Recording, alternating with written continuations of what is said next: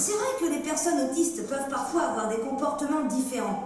Je vais vous expliquer pourquoi. Dans le monde, une personne sur 100 serait autiste, une déficience neurologique qui entraîne une difficulté à vivre en société. C'est le rappel fait lors des deuxièmes assises monégasques de l'autisme et du handicap mental. Une journée organisée par l'association Monaco Disease Power. Dans l'amphithéâtre du lycée technique et hôtelier de Monaco sont réunis professeurs, scientifiques et chercheurs de renommée internationale. Ils interviennent pour dresser un état des lieux des connaissances scientifiques actuelles. L'autisme est un trouble du développement qui en général apparaît très tôt au cours de la première enfance, la fin de la première année de vie.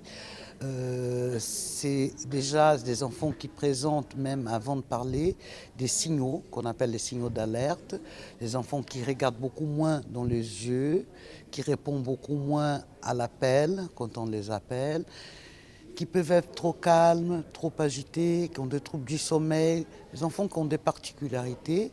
Et surtout, au moment où ils vont être mis en société, donc la crèche, l'école maternelle, on va se rendre compte qu'ils ont vraiment des difficultés dans l'interaction, de pouvoir jouer avec ses camarades.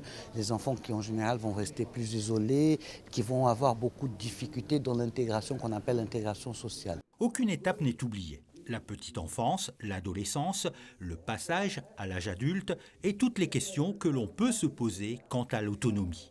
Les autistes sont mal compris en général parce qu'on pense qu'ils ne veulent pas faire ce qu'on leur demande de faire ou ce qu'on attend d'eux, alors qu'ils ne peuvent pas. C'est que leur système, en particulier le cerveau qui leur permet d'être avec les autres, de comprendre le langage, de regarder là où il y a une zone d'intérêt sur le visage, eh bien, leur cerveau fonctionne différemment. Et depuis qu'ils sont tout petits, et même probablement avant la naissance.